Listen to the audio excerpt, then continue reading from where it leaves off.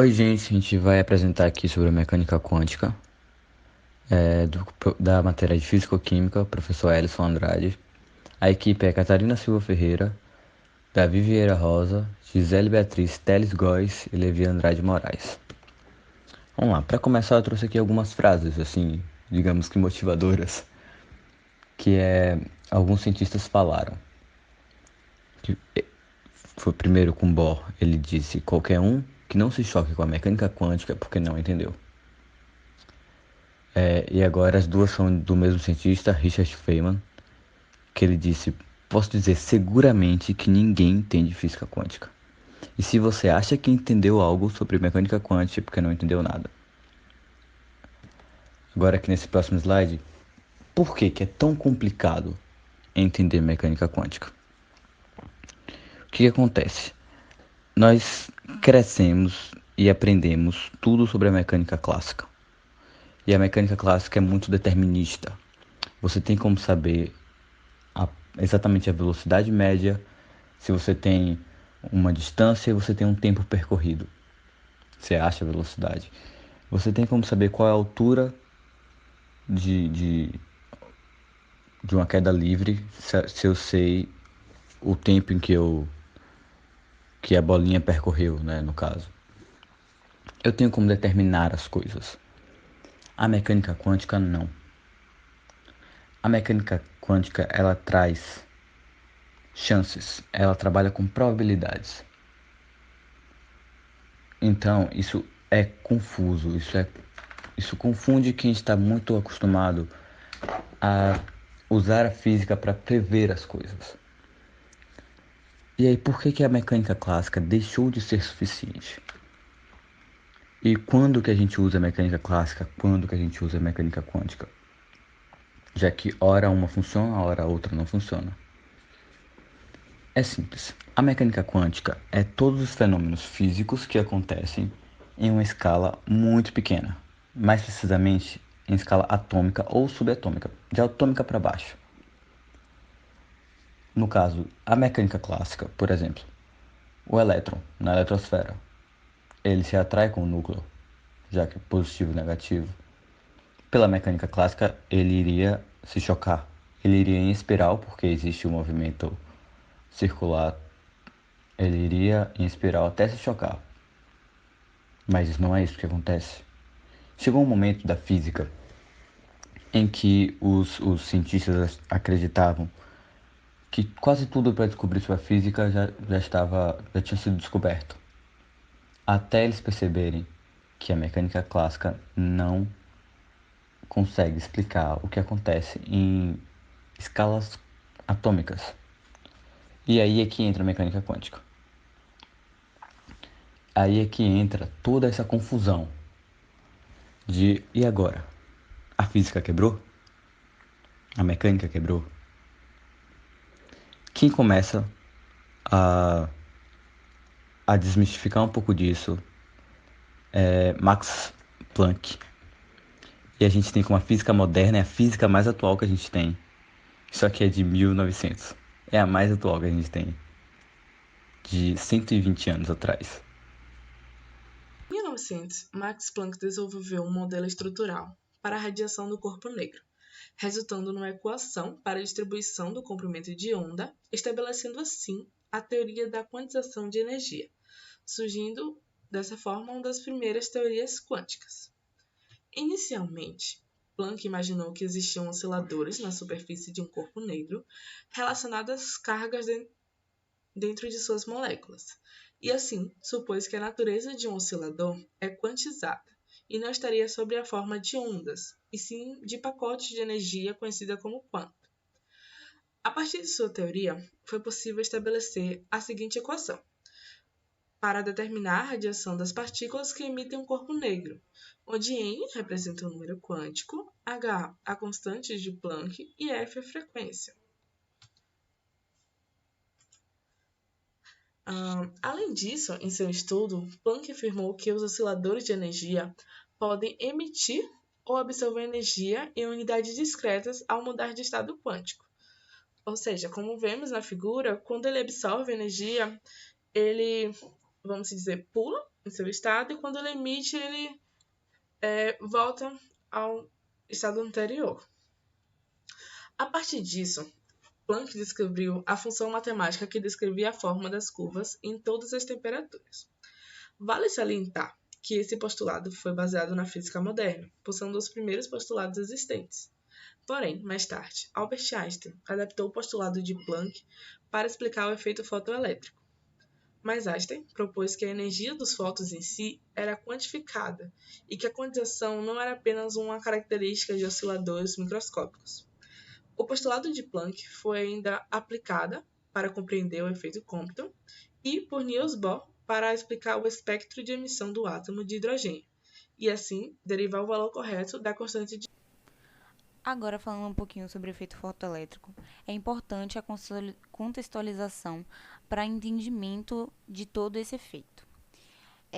Bom, o contexto começa a partir do século XIX, lá em meados dos anos de 1800, com a catástrofe ultravioleta, que foi basicamente um período onde os físicos desse período tentavam achar explicações para alguns fenômenos, como o do espectros discretos, como o do próprio efeito fotoelétrico, da forma dos espectros contínuos de radiação, também da existência e estabilidade da matéria, dos raios catódicos, que depois eles descobriram raio-x, entre outros fenômenos. Também é importante falar sobre o postulado de Planck, quando ele trouxe a teoria em que a energia é quantizada, certo?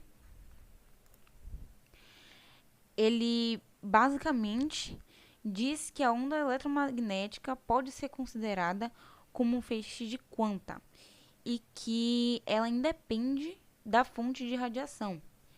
E ele também trouxe uma equação junto com essa teoria,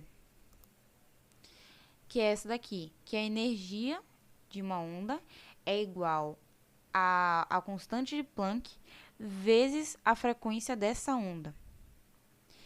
Agora, falando um pouco sobre o efeito fotoelétrico e também para entender por que a teoria de Planck estava ligada com ela, basicamente o efeito fotoelétrico acontece quando incidimos uma luz sobre uma chapa metálica e um elétron se desprende dela, certo? Então, os elétrons são excitados a partir dessa luz e são arrancados da superfície, gerando uma corrente, e sua intensidade depende da intensidade da luz e da energia de onda da luz. Só que, na prática, não é isso que acontece. Na prática, existem intensidades que podem ser grandes e que não soltam esses elétrons, e podem ter intensidades menores que já soltam esses elétrons. Porque os físicos pensavam que a intensidade da luz direcionadas para a placa acumulavam energia e desprendiam esses elétrons. Mas Einstein descobriu, na verdade, que não é dessa forma que acontece. A partir do postulado de Planck, ele trouxe a ideia que a luz é formada por pequenos pacotes de energia e bem definidos, e que quando os elétrons absorvem esses pacotes de energia, que são os fótons, eles se desprendem da placa. Além disso, ele também falou que os elétrons precisam absorver completamente o fóton.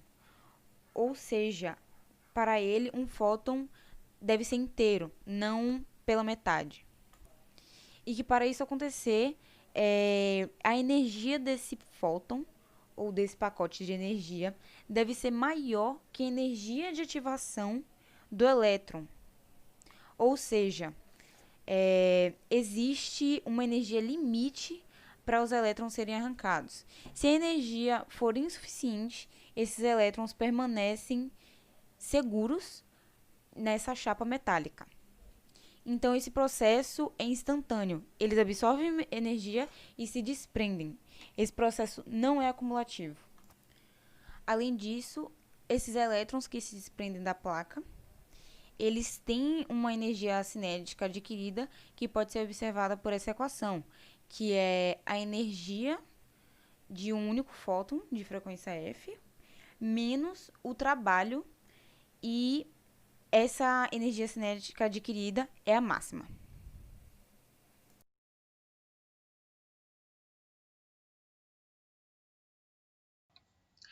O efeito Compton, também é conhecido como espalhamento Compton, é caracterizado pela interação do raio-x incidente com os elétrons das camadas externas do átomo, os quais estão fracamente ligados devido à baixa energia de ligação com o núcleo. Ao entrar em contato com os elétrons, o raio-x incidente deposita parte de sua energia. Dessa forma, ocorre o espalhamento deste raio-x incidente, apresentando uma energia menor e acaba ionizando os átomos. Estes átomos se tornam elétrons livres, ou seja, são ejetados, e ficam conhecidos como elétron Compton. Para explicar o sucedido, Compton inspirou-se na abordagem de Einstein, ou seja, ele interpretou os raios-x como sendo feixes de partículas e interação como sendo uma colisão de partículas. A energia do fóton incidente, de acordo com Einstein-Planck, seria lambda vezes frequência, e o fóton espalhado teria elétron respeito à lei da conservação da energia. Os resultados dos experimentos indicaram que, para qualquer direção de observação que não seja a direção do feixe incidente, o espectro de raios-x espalhados exibia duas linhas, uma de comprimento de onda igual ao de raio incidente e a outra de comprimento de onda maior. A diferença de comprimento de onda entre as duas linhas aumentava com o ângulo de espalhamento. Essas características são incompatíveis com a visão meramente ondulatória do espalhamento e qualitativamente consistente com a visão corpuscular. Aqui, nessa figura, a gente tem a representação do efeito Compton, onde a gente tem o raio-x incidente com a frequência F e os espalhamentos. Vale ressaltar que Compton desenvolveu sua teoria baseada nas hipóteses que o espelhamento é interpretado como uma colisão entre um fóton de raio-x e um elétron de material-alvo, baseado na abordagem de Einstein, considerando também o elétron como livre e inicialmente em repouso, e a energia e o momento linear são conservados durante a colisão. Bom, eu vou falar um pouco sobre a equação de Schrödinger agora, certo? Basicamente, a função de onda de uma partícula quântica tem que satisfazer uma equação de onda, assim como nas ondas clássicas, certo? Sendo assim, a equação de Schrödinger permite calcular a função de onda psi, que varia em x, y, z e t, de uma partícula quântica sob influência de uma energia potencial, V. Então, galera, basicamente, fora os termos já citados anteriormente, que são psi, que é a função de onda, e V, que é a energia potencial, temos também o m, que é a massa da partícula, e o h', que é h sobre 2π. E o h, como já dito anteriormente, é a constante de Planck. Basicamente, a resolução da equação de Schrödinger conduz a um conjunto de funções de ondas e energias correspondentes aos estados do elétron permitidos no átomo. As expressões matemáticas das funções de onda possibilitam determinar a probabilidade de encontrar o elétron na vizinhança de um ponto próximo do núcleo. Ou seja, basicamente a função de onda é aceita como uma distribuição de probabilidade. Ou seja, é a probabilidade de encontrar a partícula em uma determinada posição. Então, basicamente, estamos inferindo que encontrar a função de onda psi que satisfaz a equação de Schrödinger é basicamente todo o estudo de um sistema microscópico. E a única razão de aceitarmos isso da maneira que é que essas suposições funcionam. Todos os modelos postulados até hoje, eles funcionaram baseados na equação de Schrödinger. Foi suficiente para satisfazer todos os modelos até então. Bom, agora vamos falar das aplicações da mecânica quântica, que falamos no início que era uma coisa tão difícil de compreender e vamos ver aqui que ela é necessária. Graças à mecânica quântica, a gente conseguiu entender melhor a emissão de luz por átomos. E aí, eu trouxe um exemplo aqui, que é os fogos de artifício, né? Que cada cor dos fogos de artifício é um elemento diferente. Foi um átomo diferente que emitiu uma luz diferente. E aí, não teria como ter fogos de artifício sem ter os conhecimentos da mecânica quântica. Da mesma forma, o laser, que já traz aí o efeito fotoelétrico, o decaimento radioativo também, já que é toda essa parte, né, da energia nuclear, enfim, tudo isso é de um estudo atômico, né? Essa parte aí também das interações nêutron, próton, próton, eletrosfera, enfim, alfa, beta, gama, toda essa parte radioativa, isso também tem tudo a ver com a mecânica quântica. É o estudo da mecânica quântica que faz a gente conseguir entender melhor o que está acontecendo. Aqui no próximo slide, trouxe um vídeo que ele vai falar um pouco do laser, que eu acabei de dizer, mas ele vai trazer como é que funciona uma máquina corte a laser. É um vídeo do Manual do Mundo, em que ele vai mostrar que essa máquina ela serve também não só para cortar alguma coisa com extremamente alta precisão, como para marcar, você pode desenhar também, porque dependendo, ele vai explicar, mas dependendo da quantidade de tempo em que o laser vai estar lá, que o material vai estar exposto ao laser e a velocidade que o laser vai estar passando, ele vai conseguir cortar ou só marcar, enfim. O vídeo ele está programado para começar em um tempo, né, às 2h41 e vai para terminar às 6 minutos. Mas eu realmente aconselho que vocês vejam o vídeo todo, até porque depois ele começa a testar em vários materiais diferentes. Ele testa no final os desenhos, né, sem cortar. É bem interessante, a parte de acrílico mesmo é bem legal pra vocês verem todo. Vou deixar ele disponível aí.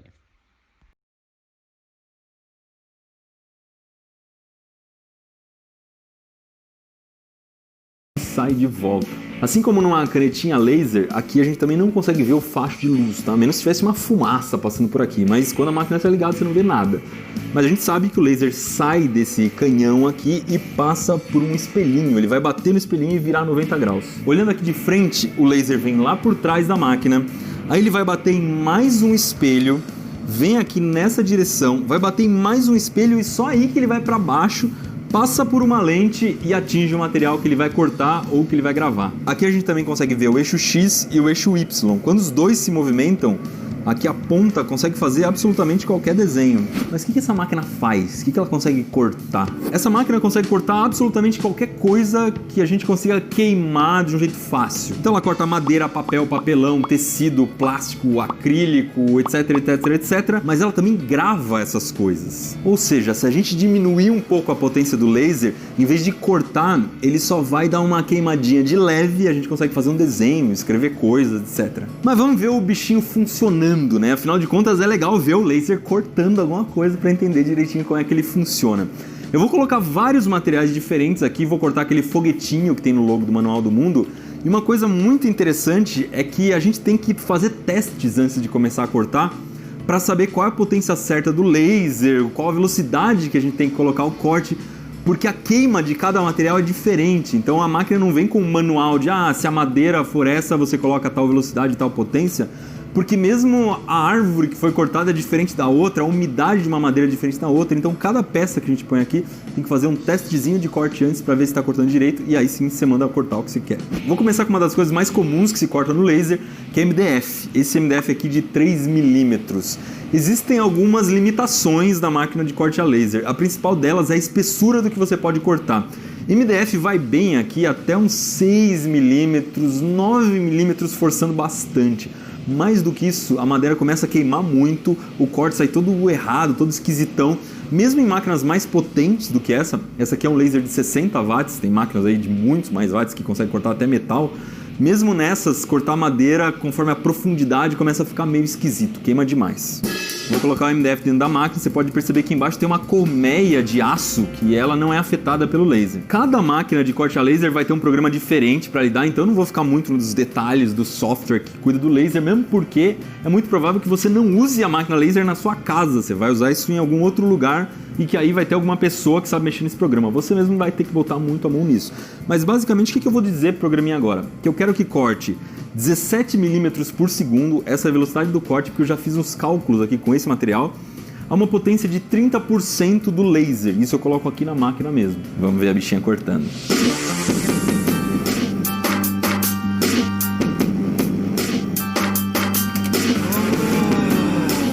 Olha só a precisão do corte.